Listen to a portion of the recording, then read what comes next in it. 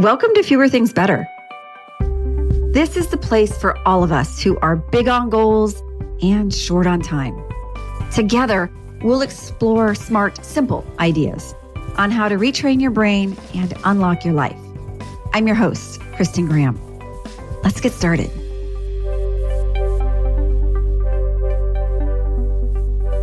When I was growing up, summertime wasn't something I got excited about. Sure, school was out, but that also meant that my extroverted self wasn't around people on a regular basis. And I didn't have a schedule of summer camps to look forward to. My family simply didn't have extra money for summertime extras. And I also grew up in Phoenix, Arizona, where it was very common to have more than 100 days of 100+ degree heat. That's intense. Back then, summer was something to endure. And I passed a lot of those hot days in the cool aisles of the local library, which definitely was the genesis of my word nerdiness. Now, I live in the lush land of Seattle, and summer is the season we all cherish. We've got the Pacific Ocean, the Puget Sound, towering mountains, tall trees, and near perfect weather. It feels like our very own adult summer camp. And yet, even in the midst of all of this natural beauty, there's our technology always within reach. And it can be easy to forget to look up and enjoy what's right in front of us. So for the next couple of months, we're going to focus on what I'm calling the summer series, where there will be brain snacks and tangible tips on how to de-stress our days and maybe even find a little bit more time and energy to go out and play. The bottom line on top of this episode is that one of the best ways to make progress is to go slow to go fast. I first heard that phrase of go slow to go fast when I was working with a top executive at Amazon. She was Harvard-trained, hard-charging, high-performing, high standards. And I didn't expect her to be a fan of slow. But she was.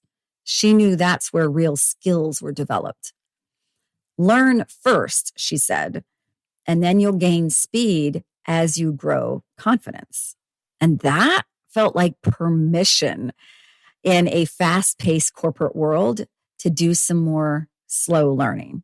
But many of us, especially those who listen to podcasts like this one, we already know the science and facts behind stress and sleep and burnout. What we tend to wrestle with is permission to try something that doesn't promise instant results. We're smart, but impatient. And you know what? The business world, they count on that impatience. Hey, take this pill to sleep better. Take this shot to lose weight. Join this app to find love. Add to cart, subtract the effort. But that's not real life. This sprint for solutions usually ends with more stress than satisfaction. In fact, stress seems to be the number one topic I hear. Whether it's crowded conference rooms or backyard barbecues, everyone is talking about how tired they are, the exhaustion, fitful sleep, loneliness, even in the presence of other people. We're running on empty and calling it normal. So as a kickoff to these conversations, I want to start at the intersection of time management, energy management, and a surprising common side effect of our digital habits. And that's something called popcorn brain. A few years ago, I came across that term, which was coined by David Levy. He's a computer scientist at the University of Washington. And he called this as being so hooked on electronic multitasking that the slower pace life offline holds very little interest.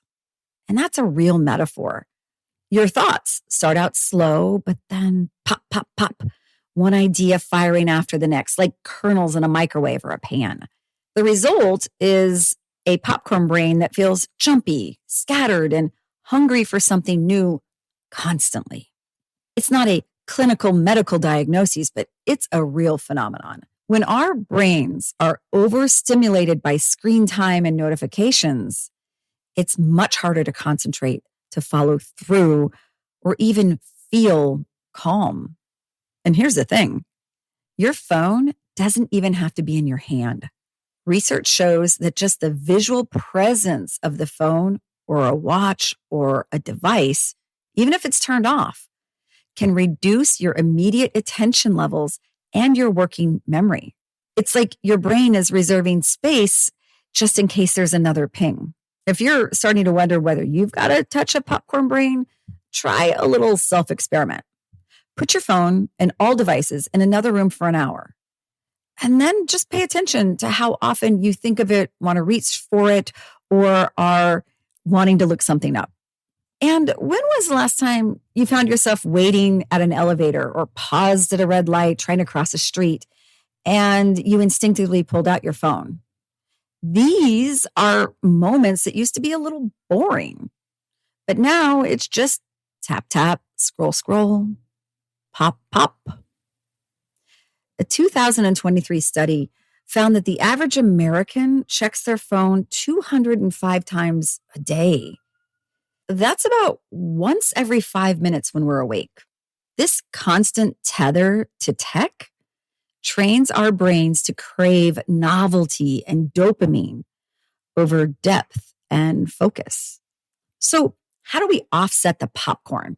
Let's talk through 5 simple steps that can help reset a little bit as you go. The first is to find and embrace the micro moments. Elevators, checkout lines, when you're listening to hold music, let them be. Don't fill every pause with a scroll. These empty seconds are actually small recovery windows. When you let your brain idle, you tell your nervous system it's okay to relax. Plus, your brain may wander into its default mode network, which is where creative ideas start to percolate. A little boredom can actually be a form of cognitive recess. Number 2, start and end your day without screens. Give your brain a soft entry and exit to your day. Just 15 minutes on each end. Let your mind wake up and wind down without notifications. And you don't need the phone in your room because it's your alarm. There are other simple, low-tech ways to solve for that. If you'd like more on the science behind what to do in your first 30 minutes of the day, go check out episode 43. Number 3 is move slowly. We'll talk more about movement as the series goes along, but for now, any movement helps reset the nervous system, especially when we've been hunched over screens or sitting in a chair. A simple 10-minute walk can reduce cortisol and boost serotonin. No gear, no plan, no Peloton shoes, just motion. Number 4, lower your phone's visual volume. Turn your phone's display to a grayscale, and that can help reduce the visual stimuli that makes apps more engaging. You already probably know how to turn off notifications and sounds, but a huge help for me was when I discovered how to turn off the raise to wake feature. You can usually find that under settings with display.